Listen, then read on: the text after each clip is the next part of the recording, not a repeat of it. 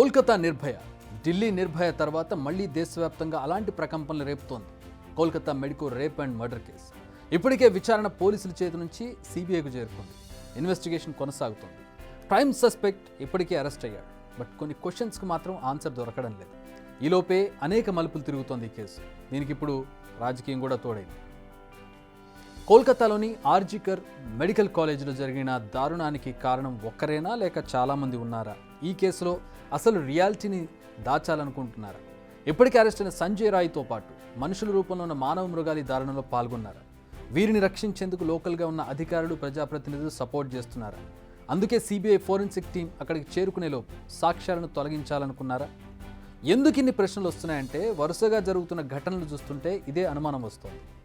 మానవ మృగం చేతిలో చిత్రవధకు గురై చిత్రహింసలు అనుభవించి మృతి చెందిన డాక్టర్కు న్యాయం చేయడంతో పాటు తమకు రక్షణ ఏది అంటూ హాస్పిటల్ ఆవరణలో చేపట్టిన నిరసన వైలెంట్గా మారింది. రీక్లెయిమ్ ద నైట్ పేరుతో ఓ క్యాంపెయిన్ నిర్వహించారు. అందులో భాగంగా వేలాది మంది వీధుల్లో గుమిగూడారు. అయితే హాస్పిటల్ ఆవరణలోకి వచ్చేసరికి నిరసనకారులు కాస్త రౌడీ ముక్కలుగా మారారు. నిజానికి అక్కడ నిరసన చేస్తున్నది ఎవరు? డాక్టర్లు, నర్సులు, హాస్పిటల్ సపోర్టింగ్ స్టాఫ్, ఆ అమ్మాయికి సపోర్ట్గా వచ్చిన వాళ్ళు మాత్రమే. అంటే హాస్పిటల్ మీద దాడి చేయాల్సిన అవసరం వాళ్ళకి లేదు. బట్ ఆందోళన జరిగిన సమయంలో చాలామంది వచ్చారు. అంటే వాళ్ళలో సివిలియన్స్ కూడా ఉన్నారు. అంతా మద్దతు తెలపడానికి వచ్చారని అనుకున్నారు. కానీ క్షణాల్లో అక్కడ సీన్ మారిపోయింది. నిరసనలు కాస్త దాడులుగా మారాయి. హాస్పిటల్ ముందు నిరసన చేస్తున్న వారంతా ఒక్కసారిగా లోపలికి దూసుకొచ్చారు. నానా హంగామా చేశారు. దాడులు కూడా చేశారు. ధ్వంసం చేశారు. విధ్వంసకాండం సృష్టించారు. హాస్పిటల్లోని ఎమర్జెన్సీ వార్డు మొత్తం ధ్వంసమైంది. పోలీసులు లాఠీ చార్జ్ చేశారు. టియర్ గ్యాస్ ప్రయోగించారు. అసలు ఈ దాడి ఎందుకు జరిగింది? అక్కడ తెలియజేస్తుంది నిరసన, జరిగింది అమానవీయ ఘటన. దీనికి మనిషి అన్నవాడు ఎవడైనా సరే నిరసన తెలియజేస్తాడు, సంఘీభావం తెలియజేస్తారు ఆ నిరసన తెలియజేస్తున్నవాడు. కానీ ఇక్కడ హాస్పిటల్ మీద దాడి చేయాల్సినటువంటి అవసరం ఎవరికి ఉంటుంది? ఈ దాడి ఎందుకు జరిగింది? ఎవరు చేశారు? ఎవరు చెప్తే చేశారనే క్వశ్చన్స్ ఇప్పుడు తేలాల్సి ఉంది. ఇప్పుడు బెంగాల్ వీధుల్లో వినిపిస్తున్న రూమర్స్ ఏంటంటే ఈ దారుణానికి పాల్పడింది ఒకరు కాదు, ఎక్కువ మంది ఉన్నారు. అయినా పోలీసులు చర్యలు తీసుకోవడం లేదు. నిందితులకు సపోర్ట్ చేయడానికి కేసుల ఎవిడెన్స్ను మార్చేయాలని చూస్తూ ఉన్నారు. రీసెంట్గా జరిగిన దాడులు కూడా అందులో భాగమే. కొందరు కావాలని నిరసనకారుల రూపంలో హాస్పిటల్లోకి చొరబడి ఆధారాలను చెరిపేసే ప్రయత్నం చేశారు. ఇలా అనేక రూమర్స్ ఇప్పుడు సోషల్ మీడియాలో వైరల్గా మారాయి. నిజానికి ఇది గ్యాంగ్ రేప్ అనుమానాలు రోజు రోజుకు బలపడుతున్నాయి. ఎందుకంటే నిందితుడు పోలీసుల కస్టడీకి వెళ్ళగానే నేనే చేశాను, కావాలంటే ఉరి తీసుకోండి అని చెప్పడం ఒక డ్రమాటిక్గా అనిపించింది. అంటే సినీ ఫక్కీలో అనిపించింది. మృతురాలి శరీరంలో 150 మిల్లీగ్రాముల సెమెన్ లభించింది.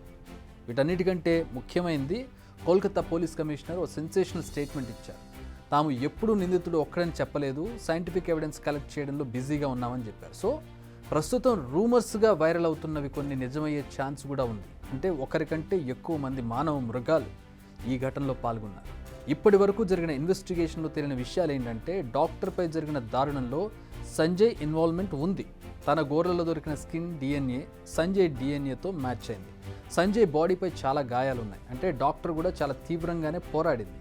కానీ ఆమె పోరాటం వృధా అయింది. ఆ మృగాడే గెలిచాడు.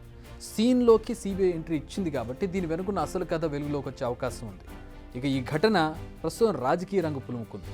ఇండిపెండెన్స్ డే స్పీచ్లో కోల్కతా ఘటనను ఇండైరెక్ట్గా ప్రధాని నరేంద్ర మోదీ మహిళలపై జరుగుతున్న దాడులను ఖండిస్తూనే ఇలాంటివి జరగకుండా చర్యలు తీసుకోవాల్సిన అవసరం ఉందన్నారు. అంతేకాదు దీదీ సర్కార్ ఈ విషయంలో సీరియస్గా చర్యలు తీసుకోవాలని ఆయన సూచించారు. కాంగ్రెస్ అగ్రనేత రాహుల్ గాంధీ కోల్కతా ఘటనపై రియాక్ట్ అయ్యారు. బాధిత కుటుంబానికి న్యాయం చేయడానికి బదులు నిందితుడిని కాపాడేందుకు హాస్పిటల్, లోకల్ అడ్మినిస్ట్రేషన్ ప్రయత్నిస్తోందంటూ చాలా సీరియస్ అలిగేషన్స్ చేశారు. నిర్భయ కేసు తర్వాత కఠిన చట్టాలు రూపొందించినా ఇలాంటి నేరాలు మళ్లీ ఎందుకు జరుగుతున్నాయని ఆయన ప్రశ్నిస్తున్నారు. బాధితురాలి కుటుంబానికి న్యాయం జరిగే వరకు పోరాడతానన్నారు రాహుల్. కాంగ్రెస్ నేతలు ఇస్తున్న స్టేట్మెంట్స్పై మమతా బెనర్జీ కూడా చాలా ఘాటుగానే రియాక్ట్ అవుతున్నారు. కాంగ్రెస్ నేతలపై విరుచుకుపడ్డారు. అధికారం కోసం అంది వచ్చిన అవకాశాన్ని ఉపయోగించుకుంటున్నారంటూ ఆమె విమర్శిస్తున్నారు. సో పరస్పర విమర్శలు ఎలా ఉన్నాయి? ఒక విషయం మాత్రం చాలా విచిత్రంగా అనిపిస్తుంది. ఈ దాడులు జరగడానికి ముందు మమత ఒక స్టేట్మెంట్ ఇచ్చారు. బెంగాల్ను మరో బంగ్లాదేశ్ చేస్తారా అని ప్రశ్నించారు. ఆమె స్టేట్మెంట్ ఇచ్చిన గంటల్లోనే ఈ దాడులు జరగడం ఒక విచిత్రం అని చెప్పొచ్చు. కనీసం సిబిఐ అయినా ఇందులో నిజానిజాలు వెలికితీయాలి. ఈ దారుణానికి పాల్పడిన మానవ మృగం ఒక్కరైనా, ఎవరైనా, ఇంకెవరైనా ఉన్నా సరే వారందరినీ పట్టుకోవాలి. వారికి సహకరించింది ఎవరు, కాపాడాలని చూస్తున్నది ఎవరు? సిబిఐ అయినా ఈ రాజకీయ చదరంగంలో పావుగా కాకుండా స్వతంత్రంగా వ్యవహరించి ఆ ఉన్మాదులను ఉరికంబం ఎక్కించాలి. అప్పుడు ఈ కోల్కతా నిర్భయకు న్యాయం జరుగుతుంది. అలాగే ఇలాంటివి రిపీట్ కాకుండా ఉండేందుకు తగిన చర్యలు తీసుకోవాల్సిన అవసరం ఎంతైనా కనబడుతోంది. బిగ్ టీవీ అవుట్లుక్ కథనాలు నచ్చితే వెంటనే బిగ్ టీవీ ఛానల్ ను సబ్స్క్రైబ్ చేయండి.